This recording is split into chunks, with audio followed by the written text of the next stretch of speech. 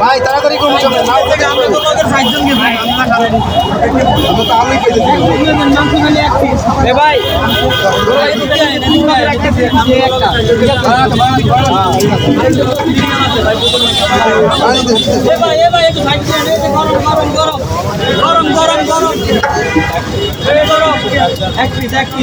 এক পিস মাংস খালি এক পিস